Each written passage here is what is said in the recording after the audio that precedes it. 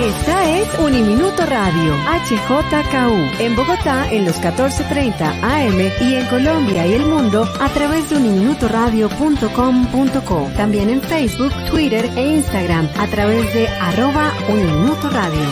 La radio universitaria está aquí.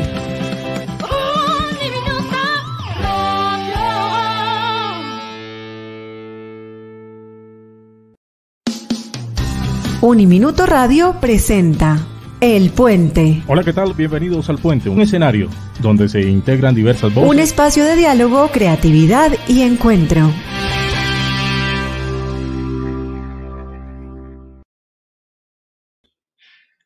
Buenos días, bienvenidos al Puente, un espacio de diálogo, encuentro y creatividad de Uniminuto Radio. Les damos la más cordial bienvenida a quienes nos sintonizan en los 14:30 AM y a través de www.uniminutoradio.com. Invitamos a todos y a todas a que nos sigan a través de Twitter en @Uniminutoradio. La dirección de este espacio está a cargo del Proyecto Marfil. En el Control Master se encuentra Antonia Ávila y también el día de hoy, como siempre, tenemos a Alejandro Montaño en nuestra mesa de trabajo y igualmente a una invitada muy especial que hoy va a estar con nosotras hablando de temas sobre etnoeducación y le damos la más cordial bienvenida también a Angélica Parra Galea. Entonces, Alejandro, ¿cómo estás? ¿Cómo te encuentras? Muy buenos días, Alejandro. Un placer de nuevo compartir mesa de trabajo acá en el Puente contigo, compartir micrófonos y dialogando de un tema supremamente importante, supremamente bonito que nos acompaña o nos invita más bien a reflexionar sobre la educación desde otra perspectiva que tal vez no es tan conocida y que tiene muchos enfoques y que nos permite pensarnos de una manera diferente. Y como tú lo decías, pues nos acompaña Angélica Parra. Ella es una persona que nos va a acompañar en el diálogo el día de hoy y le damos la bienvenida. Angélica, ¿cómo estás? Bienvenida al programa del Puente. Hola, muy buenos días, ¿cómo están? Muchas gracias por la invitación. Y bueno, estamos aquí para charlar un ratico sobre educación y otras miradas de los modelos pedagógicos que son vitales en nuestra construcción de identidad. Súper importante porque realmente en toda la cantidad de programas que hemos hecho ya, Alejandro y yo, creo que nunca, ¿verdad, Alejandro?, hemos abordado este tema de etnoeducación. Entonces, pues bueno, también darle las gracias a Angélica por esta oportunidad, por charlar sobre esto. Creo que es muy pertinente que pues, los oyentes, siempre estamos aquí hablando de filosofía para niños, de cómo hacer escuela, de otros temas, pero realmente esto es algo también pues muy novedoso para nosotros, que también nos hemos tenido que informar un poco sobre estos temas de etnoeducación. Así que muchas gracias, Angélica, por estar aquí. Gracias a ustedes. Así es, y nosotros siempre empezamos nuestros programas radiales preguntándole a nuestra invitada, en este caso Angélica, que nos cuente un poco quién es ella, qué le gusta hacer, cuáles son sus hobbies, qué es lo que la apasiona, para que nuestros oyentes un poco se logren conectar con el invitado del programa. Entonces, Angélica, cuéntanos quién eres tú, qué haces, cuáles son tus hobbies, qué te gusta hacer. Bueno, ¿quién soy yo? Yo soy una persona que se formó en un espacio comunitario de teatro. Vengo de un colegio que tenía un énfasis en lo artístico y digamos que ahí nace como una vocación como de servicio y de trabajo como comunitario. Durante casi 12 años trabajamos en la localidad de Puente Aranda, un colectivo de jóvenes estudiantes de colegio, que movidos como por la pasión de decir cosas que nos conmovían en nuestro entorno, queríamos expresarlo a partir del teatro. Luego nos fuimos como vinculando como a procesos locales de política cultural y digamos que se fue afianzando un poco más esa necesidad como de hacer cosas para formar pensamiento en las personas, pero más que formar pensamiento, era como compartir maneras de expresión estéticas, políticas. Entonces, pues como que salgo de ahí, de todo ese proceso y de toda esa convulsión social que tienen pues como estas organizaciones culturales que que se nutren mucho de las problemáticas sociales, de las necesidades sociales, de la cultura, de lo tradicional, del folclore, bueno, de muchas cosas que están inmersas en las pequeñas comunidades que están divididas en la ciudad por localidades, por barrios, y de ahí sale como esa necesidad de seguirme formando pues en lo artístico. Yo soy licenciada en educación artística, tengo una especialización en gerencia de proyectos educativos y ahorita pues estoy terminando la maestría en educación intercultural, bueno, tiene un nombre bastante largo. Y aparte de eso, pues tengo otra formación, yo soy enfermera, auxiliar de enfermería, digamos que pareciera como un perfil que no tiene nada que ver, pero de alguna manera lo que es la salud y la educación están íntimamente ligados con esta vocación de servicio. De alguna manera la vida me llevó como por el camino de la salud, también de la formación. Yo trabajaba en el proyecto de espacios saludables, de un proyecto que montó hace mucho tiempo Gustavo Petro, entonces en ese espacio también hacía, digamos que formaba a las personas en torno a los espacios saludables y ya, digamos que ahí es donde nace como lo que soy y en lo que pues seguiré construyendo mi ser. Qué interesante esto que nos cuentas, estas dos facetas, ¿no? De la parte de enfermería y la parte, pues, educativa que tienes, porque como bien dices, puede ser que o para muchas personas quizás no ven tanto esta conexión, pero realmente es un servicio al final a la comunidad, ¿no? Es un aporte el que se realiza, tanto pues con enfermería como con el ámbito educativo. Y pues, si nos gustaría preguntarte un poco, ¿qué es la educación para ti? ¿Cómo entiendes tú la educación? ¿Qué es para ti la educación, Angélica? Bueno, para mí la educación, pues más allá de decir que es un derecho, es un espacio vital para cualquier ser humano. La educación es el espacio para que las personas podamos ampliar múltiples habilidades, capacidades, no sé cómo llamarlas ahí, inteligencias. Y es un escenario que es tan grande, pero que está tan fracturado, que hace pensar que la educación es una cosa que está alejado del vivir cotidiano, del vivir del ser humano como tal. O sea, la educación es como una especie de servicio, se ha convertido como una especie de servicio y no se ha convertido como en un derecho fundamental para cualquier ser humano. Entonces, para mí la educación es un elemento vital para mi formación como ser humano, como persona. Eso. Perfecto, Angélica. Y pues aquí, aparte de esas presentaciones que siempre solemos hacer, como decía Alejandro, de preguntar quién es Angélica, también solemos jugar mucho y preguntar mucho con las analogías. Entonces, sí me gustaría, pues poderte preguntar si la educación fuera un baile, ¿qué baile sería para ti la educación, Angélica? ¿Un baile? Si fuera un baile. Un baile. ¿Sería un folclore, un vals, un reggaetón, una salsa? ¿Qué sería la educación si fuera un baile?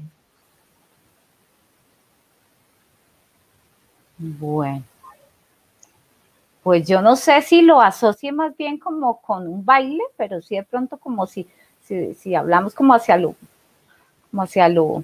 musical de pronto, yo diría que es como un jam. ¿Vale? Es un jam para mí. ¿Por qué sería un jam, Angélica? Bueno, hay un montón de voces, de sentires, de expresiones que se unen para formar un algo. Entonces, y hay cabida a todos, hay cabida a todo tipo de elementos que se sintonicen en pro de de decir algo, de comunicar algo, de expresar algo. Listo, muy bien. Bien interesante esa unión de voces, esa analogía que se presenta acá que Angélica nos muestra en este momento. Y aparece otro elemento precisamente dialogando con esa interacción de diferentes voces. Aparece no solamente el proceso de la educación, sino que aparece una mirada diferencial precisamente a lo que es eso de la educación y encontramos un concepto por ahí ya trabajado desde hace muchos años, que es el concepto de la etnoeducación.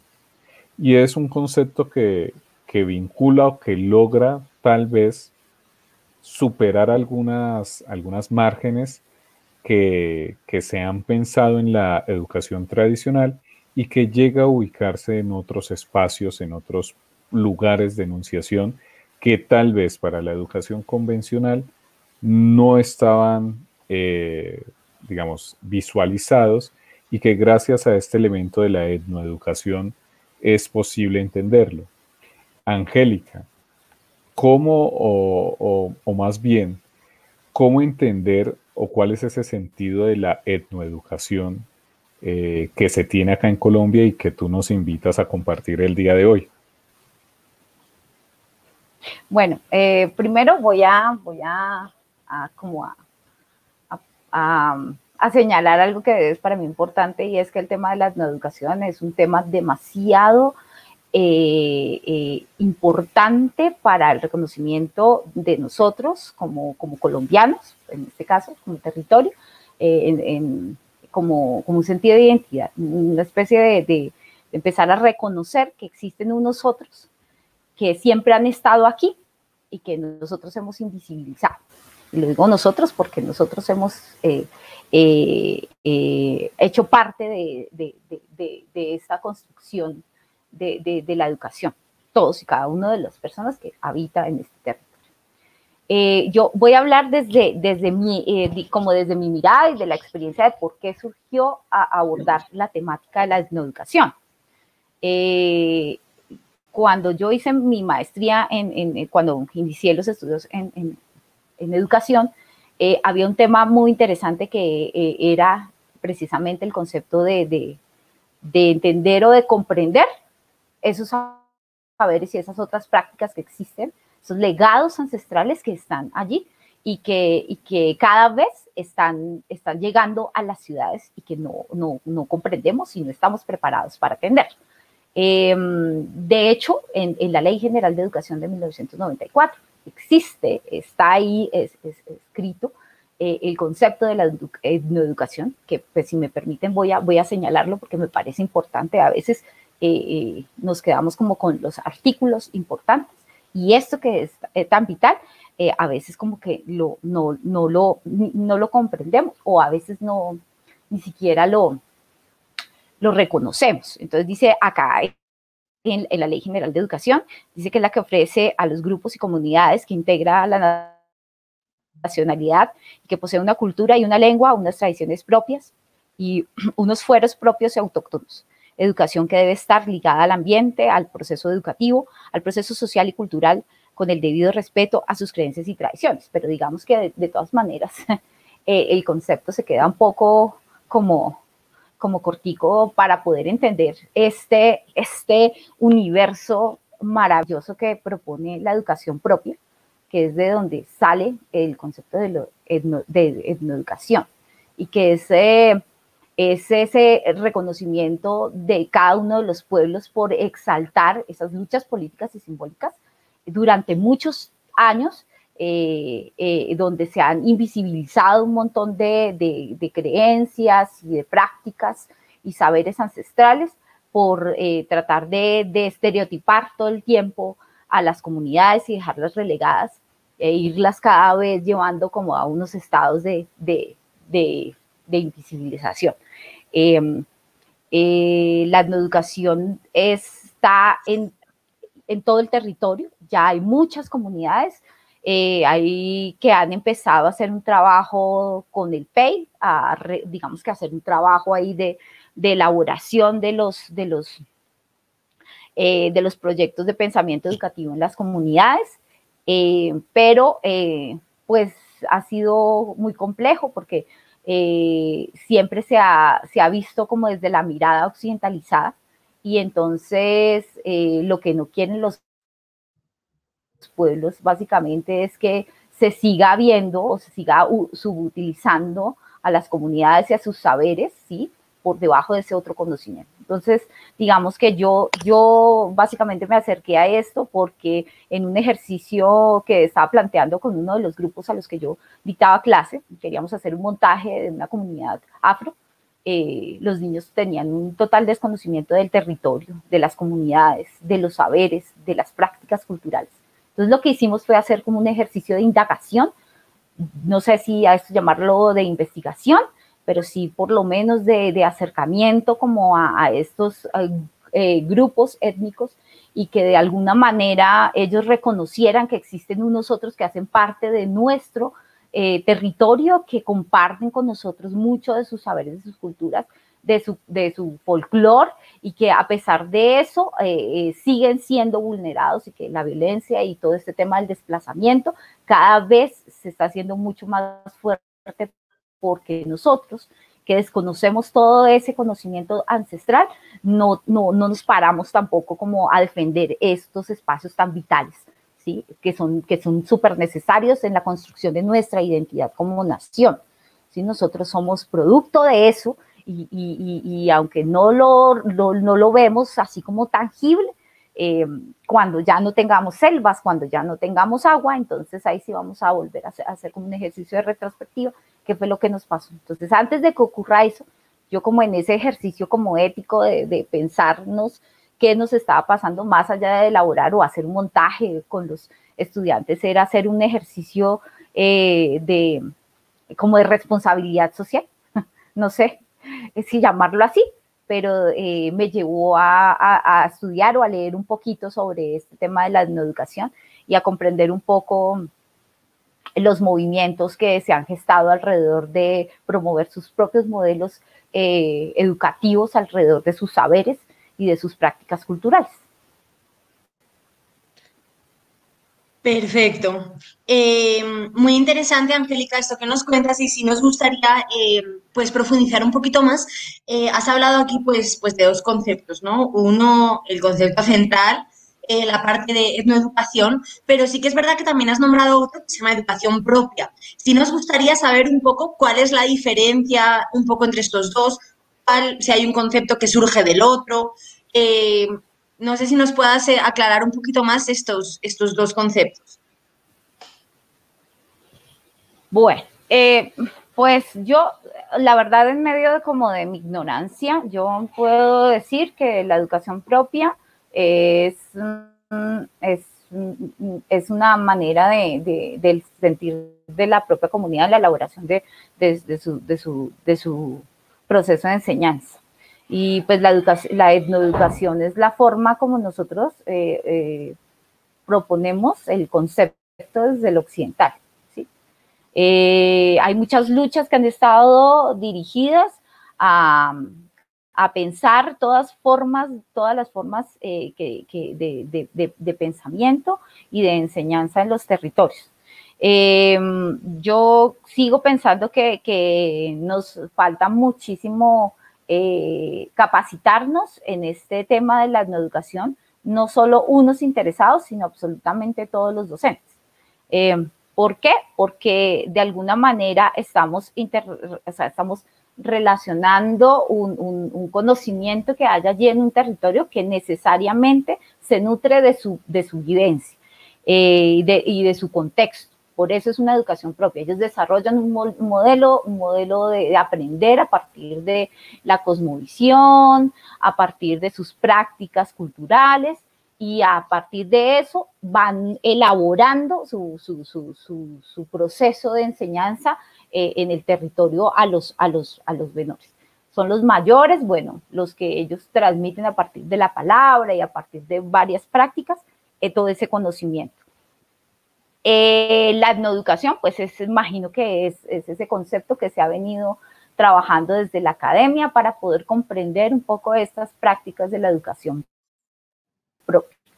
En el Chocó, en la parte baja, en el Cauca, hay varias comunidades que tienen sus propias formas y sus propias prácticas de enseñanza, sus colegios.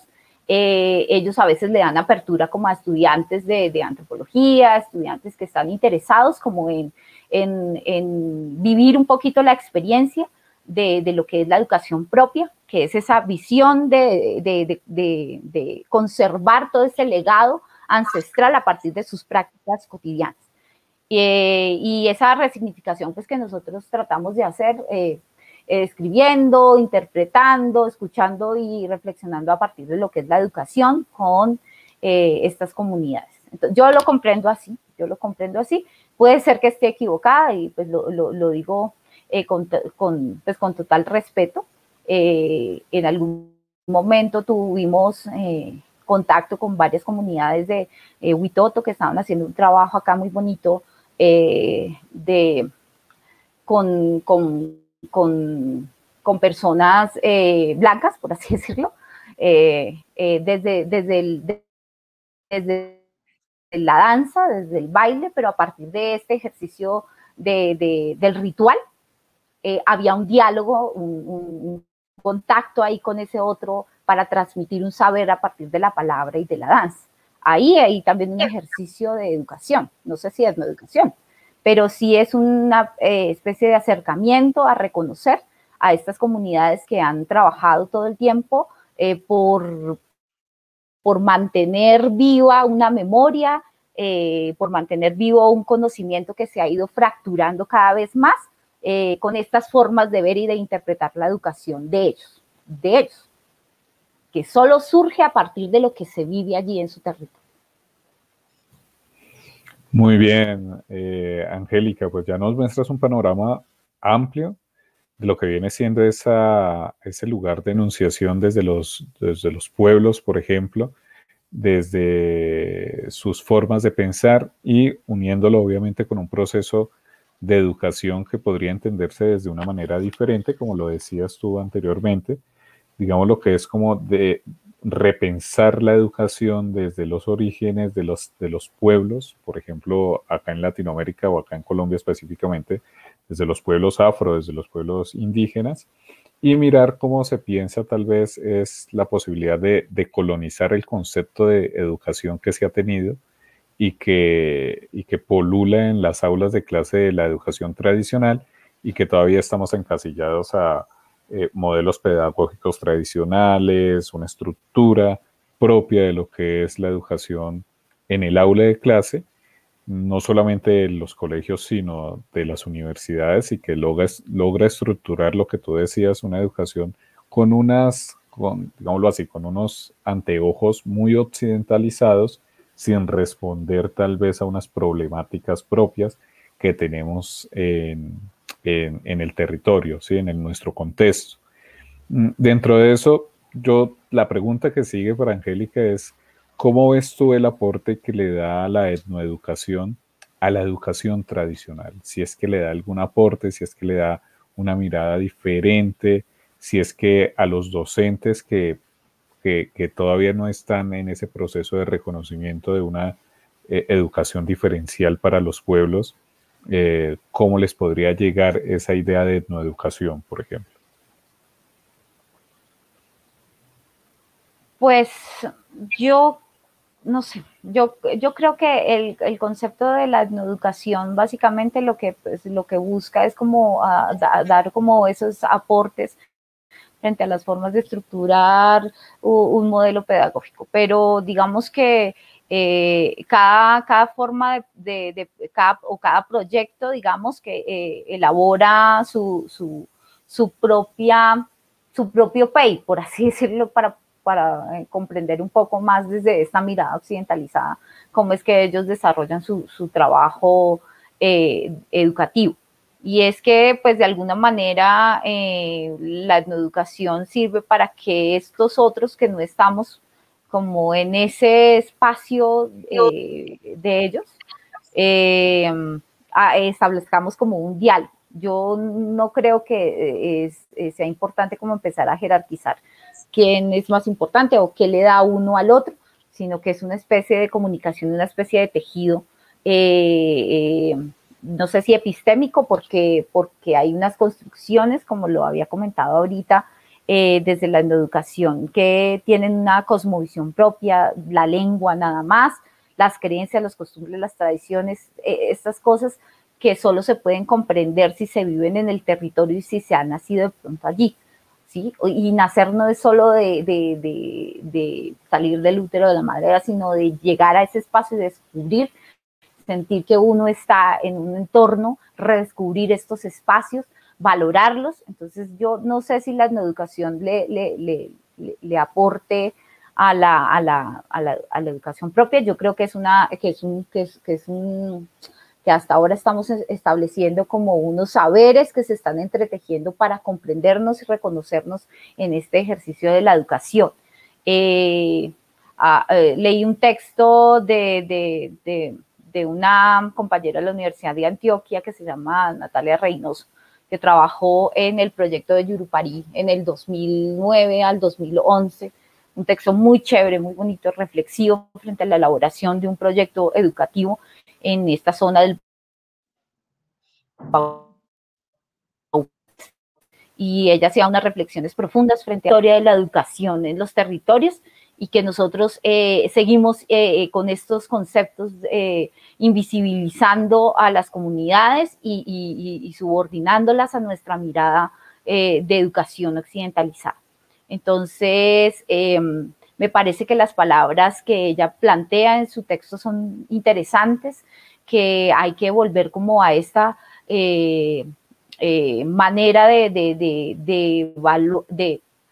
no sé si de reconocer, pero sí más bien de comprender estas otras formas de pensamiento que llevan a este ejercicio de la educación, ¿sí? Habla de unas fracturas súper serias, porque en las comunidades ellos están luchando porque los jóvenes no se vayan de su territorio, porque ahí hay esa fractura, donde se supone que los jóvenes son los que van a llevar ese conocimiento a esos otros, lo van a preservar, pero estos jóvenes que están viendo que hay otra educación que tiene que ver con lo occidental, que es el llegar a ser alguien en la vida, entonces les ha planteado otras miradas del ser y estar en sus territorios. Y para ellos es gravísimo, porque ahí hay una disminución de ese proceso de conservar todo ese saber. Entonces, bueno, yo lo que les digo, o sea, no sé si está aportando mucho el concepto de la educación, pero sí está buscando comprender un poquito esas otras formas de educación en cada uno de los territorios. Muy interesante, Angélica, muchas gracias. Igualmente, pues también nos gustaría adentrarnos un poco en la parte de los docentes, investigadores, ¿sí? Por ejemplo, pues muchas veces hablamos de la cuestión de formar, por ejemplo, a los niños y a las niñas, ¿no? En la educación o formarles, pues sí, en esta parte de etnoeducación, a los niños y a las niñas, pero pues muchas veces, pues nosotros como docentes o como investigadores se nos queda un poco olvidada la labor del formar al que luego forma, ¿no? Digamos, el formador de formadores. Entonces, en cuanto a esto, nos gustaría pues preguntarte por qué piensas que es importante que se reconocer el trabajo de los docentes investigadores de los distintos grupos étnicos que hay en Colombia.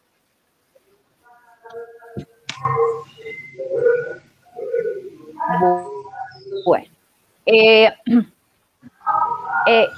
digamos que en Colombia siempre ha habido desplazamiento, en unos momentos más altos que en otros. La mayoría de los desplazamientos han sido de poblaciones campesinas y de poblaciones indígenas. Más o menos como en el año del 2015, más o menos, llegó a Bogotá, bueno, venía siendo muy recurrente que llegó a Bogotá la comunidad de Emberá Catío, que estaba llenando pues como las calles de la ciudad con la población, lo que generó una alerta grandísima para atender a la población, pero Finalmente se hicieron como medidas como mediáticas, se buscaron unos espacios, lo digo porque yo mientras trabajaba en un espacio que era de salud para proteger a estas personas, también se estaban creando como otros escenarios para poder atender a esta población joven y los niños en el contexto académico. Y que quedó en evidencia pues que la ciudad no estaba preparada, no tenía el conocimiento para atender a estas comunidades. Tenía que utilizar o mediarse de los intérpretes para poder atender a la comunidad. Con el paso del tiempo, los niños fueron escolarizados, casi que a la fuerza, por así decir, para supuestamente brindarles unos derechos. Y en ese ejercicio de escolarizarlos, se pasó por alto, en principio, todo ese conocimiento del territorio, esas formas de comportarse de los niños. Entonces los niños se trepaban a las ventanas, eso era terrible para los docentes de la educación tradicional, porque ¿cómo así esos niños se van a matar?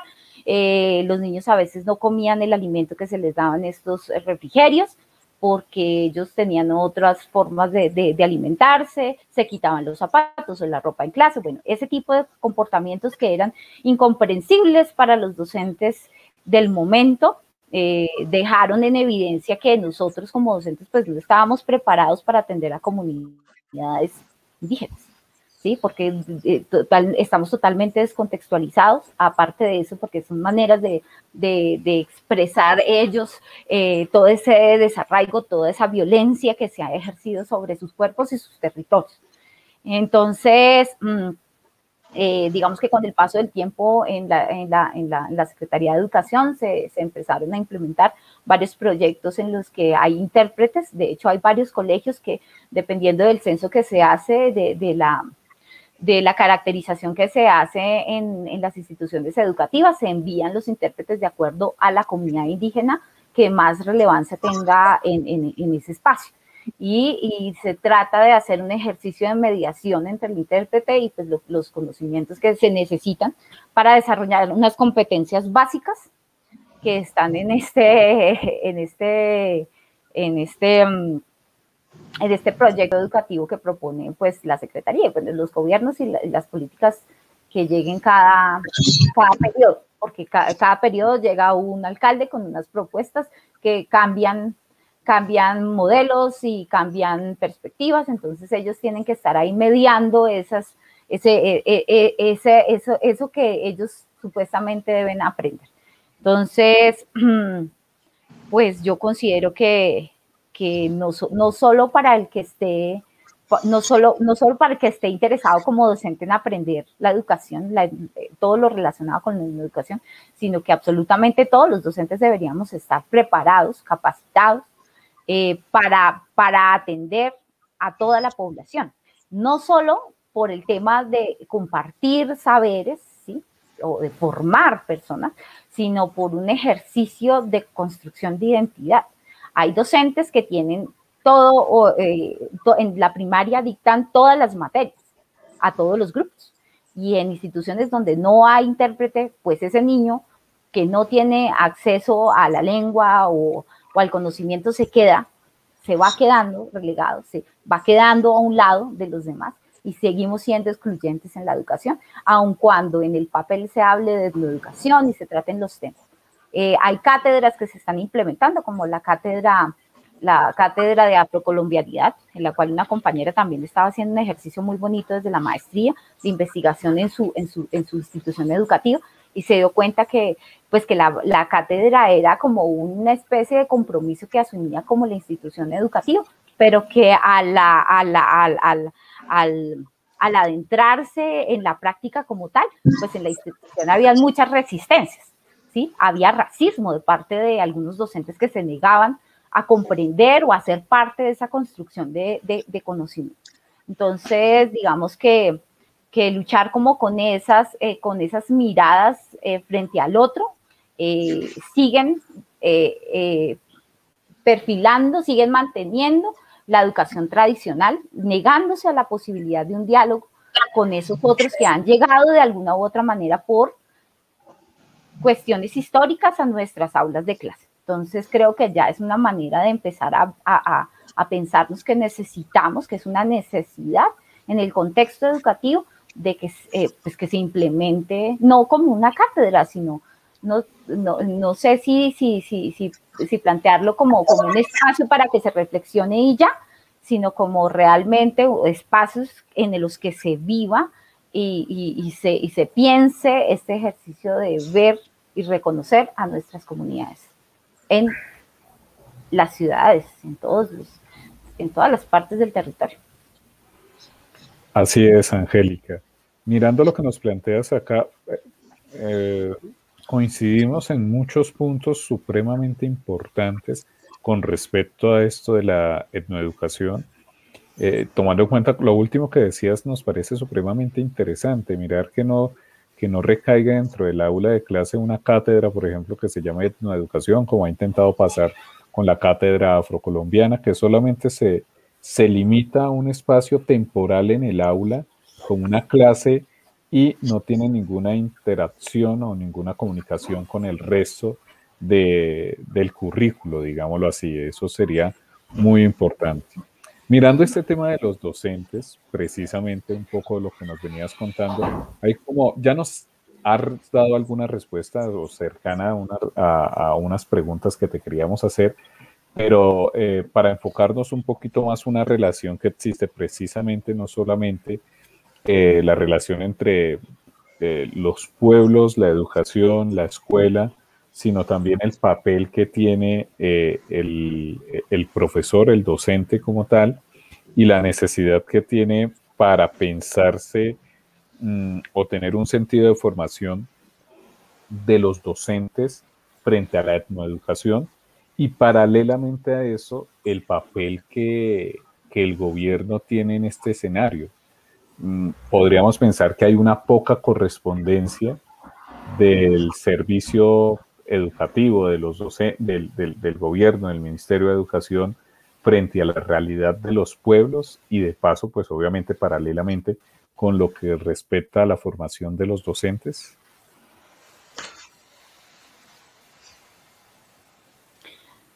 Bueno, voy a dar una opinión como muy personal alrededor de eso y pasa ahorita en este tema por ejemplo, del concurso docente.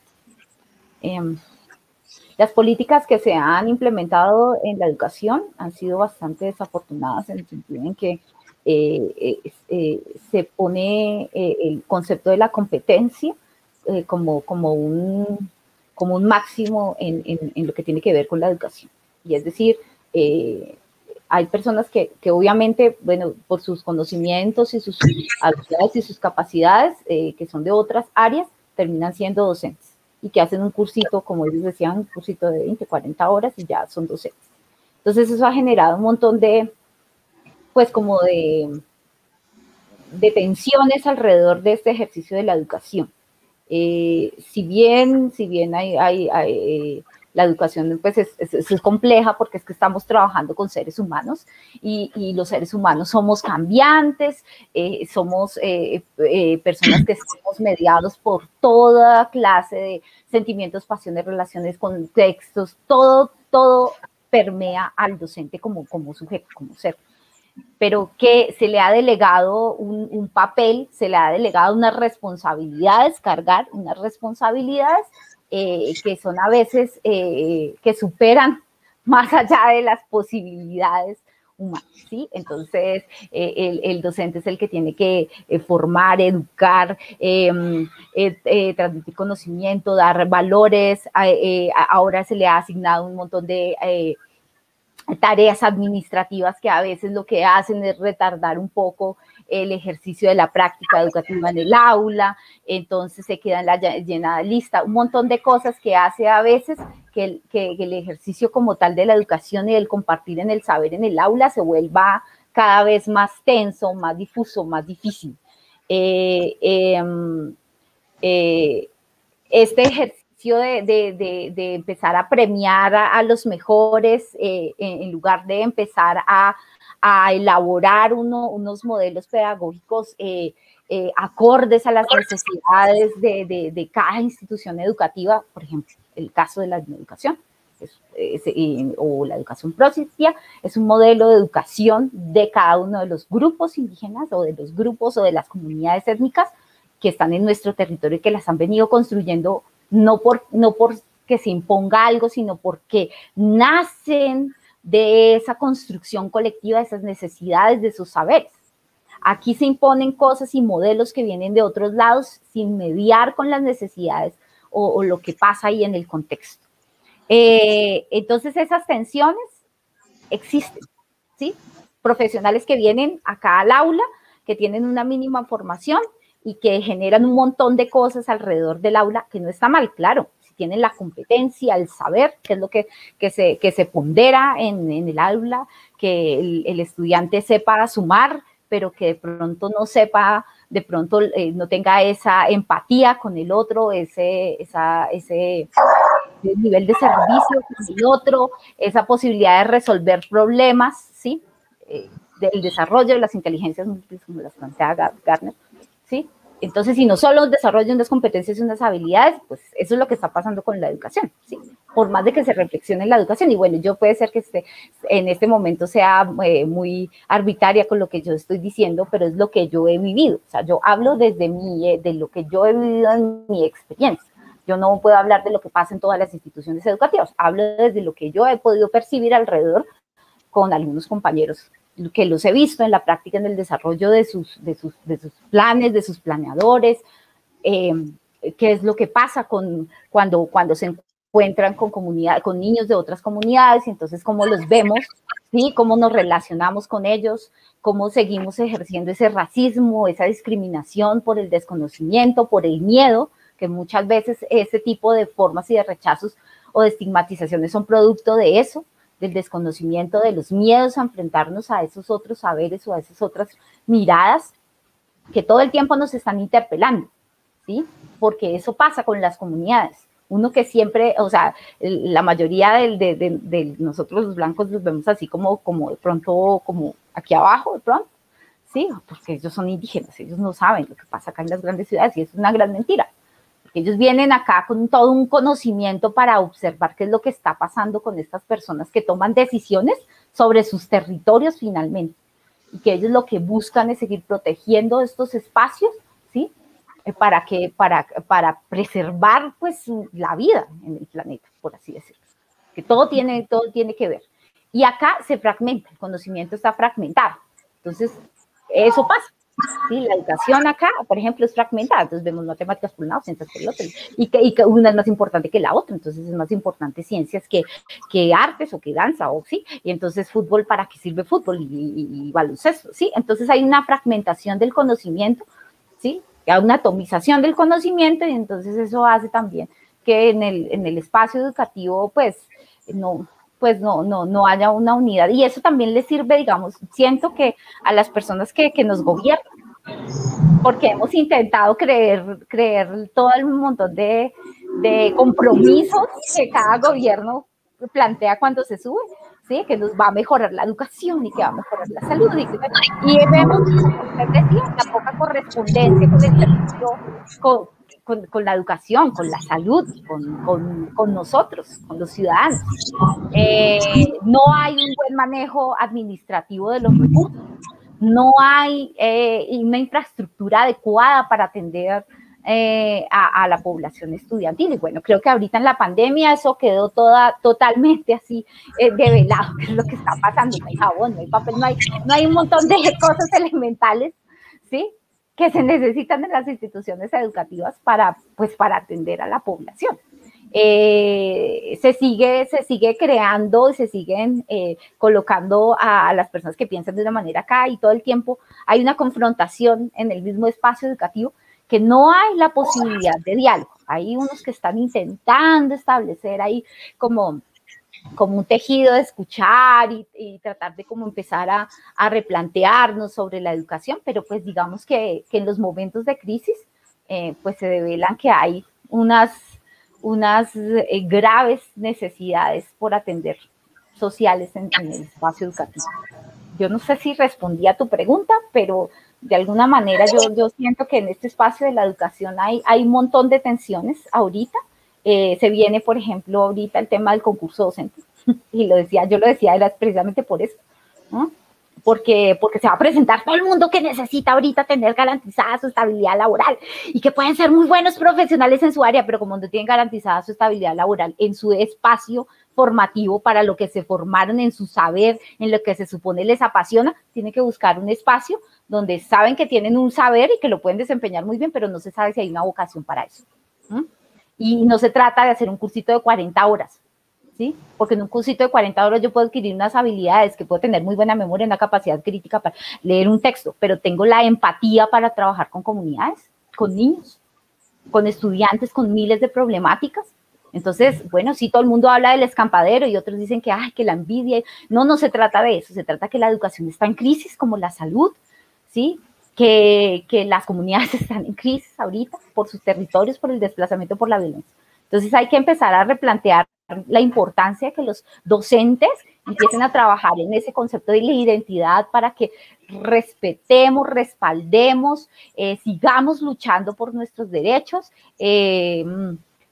sigamos formando pensamiento crítico en estos otros que estamos en la ciudad, para que podamos reconocer a esos otros no como esos de allá que se educan diferente, esos que hablan distinto, que se visten, no, sino como todo, como un territorio lleno de un montón de saberes, ¿sí? En este tema la intercultural también, podemos construir un territorio que nos beneficie a todos, en el que podamos vivir bien,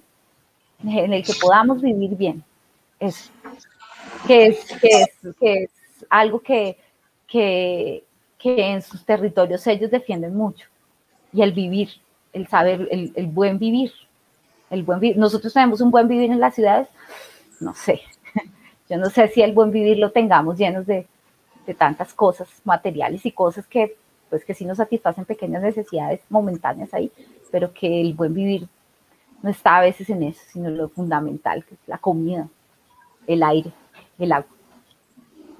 Bueno, eso.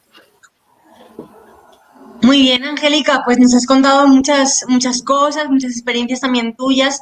Y bueno, pues para ir cerrando un poco toda esta parte pues de la educación, hemos dialogado sobre la educación propia, sobre cómo desde este punto de vista de la educación occidentalizada, pues muchas veces se imparten clases, ¿no? Pero pues que, pues como tú dices, que muchas veces es simplemente puro conocimiento y al final lo que es más fundamental y lo que es más, lo que es más transversal a la propia persona, como es, pues, por ejemplo, el poder expresar emociones, la empatía, el poder convivir, el poder escuchar al otro, son cosas que, pues, realmente no se desarrollan en la escuela y, pues, deberían tener un espacio vital en la escuela para desarrollarse, ¿no? Para, pues, finalmente poder crear los futuros ciudadanos que estén comprometidos con los territorios en los que viven, ¿no? Entonces, nos gustaría que a todos los oyentes que nos han estado escuchando, que te han estado escuchando el día de hoy, que les puedas mandar un mensaje de cómo crees tú, de qué manera, poniendo nuestro granito de arena, podríamos poco a poco ir cambiando la educación aquí en Colombia. ¿Qué mensaje les podrías enviar quizás para estos futuros docentes que se van a presentar ahora a esta prueba, ¿sí? O para los que están ya desarrollando pues su labor como docentes y sí, ¿qué mensaje les enviarías tú? Yo no sé, sí. Yo creo que bueno, no sirvo como para dar como, no sé, como para decirle al otro qué puede hacer, pero sí me parecería bonito que ellos escucharon hace poquito, Julián de Subiría hizo un video en el que invitaba a los docentes a que leyeran. Yo creo que la única manera de que nosotros podamos comprender un poquito, acercarnos un poquito a los territorios es leyendo. Uno que lee, pues obviamente lo que le guste a uno leer, ¿cierto? Pero cuando uno lee, uno abre la posibilidad de acercarse a otros, a otras, a los territorios. Entonces yo el mensaje que dejaría es, si les interesa un poco indagar en este cuento de la educación, pues hay que leer sobre las investigaciones o por lo menos los ejercicios que se han hecho. Bueno, porque ahorita después de leer como la tesis de Natalia, también me dejó repensando un poco en este ejercicio de los investigadores, ¿no? Sobre todo los investigadores que hablan sobre educación. Por eso a veces también sentía como que desde mi espacio me interpelaba sobre si yo estaba o tenía como la autoridad para hablar, pero yo sencillamente pongo acá sobre la mesa como un tema para pensarnos, que me parece tan bonito, que es este ejercicio de la educación propia, de la educación, que no solo se vive acá en Colombia, sino que se vive en otros territorios, en Brasil, como por ejemplo el movimiento Sin Tierra, en México, ¿sí? Entonces también se ha hecho un ejercicio de educación, que ellos han ido tratando de apropiar para seguir afianzando este tema de su identidad. Entonces, pues nada, el mensaje que dejaría es de pronto, la única manera nosotros como docentes de seguir construyéndonos, de seguir formándonos, de seguir transformando este escenario educativo, es pues que leamos y leamos mucho, leamos todo, leamos el contexto, leamos a los niños, leamos los libros, leamos todo lo que hay alrededor. Muy bien, Angélica, ese es el mensaje que nos da Angélica finalizando el programa del día de hoy. Leer los contextos, leernos a nosotros mismos, leernos como comunidad, como sociedad y leernos en diferentes escenarios. Angélica, pues muchas gracias. Quedan muchos temas por dialogar, por ahí quedaron algunas preguntas pendientes, pero el tiempo en radio se nos va volando como siempre. Y lo vamos a dejar para un próximo programa. Estás invitada cordialmente acá a los micrófonos del Puente. Muchas gracias a ustedes por invitarnos a la conversa del día de hoy. Muy bien. Bueno, de esta manera, así es, un abrazo también para Alejandra. Y de esta manera estamos llegando al final de nuestra emisión del día de hoy. Agradecemos muy especialmente a Angélica por compartir este espacio con nosotros.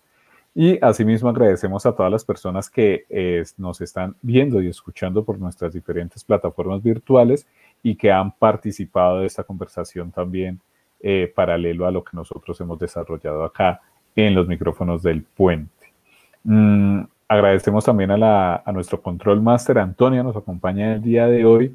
También tenemos por ahí nuestra otra Control Master, que es Evelyn, y que nos va a acompañar de ahora en adelante. Un abrazo también para Antonia por su colaboración en nuestro programa. Y nos vemos y nos estamos escuchando en nuestra próxima emisión y los dejamos para la próxima semana. Bueno, un abrazo para todos y que estén bien. Esta es Uniminuto Radio, HJKU, en Bogotá en los 14:30 AM y en Colombia y el mundo a través de uniminutoradio.com.co. También en Facebook, Twitter e Instagram a través de @Uniminuto Radio. La radio universitaria está aquí.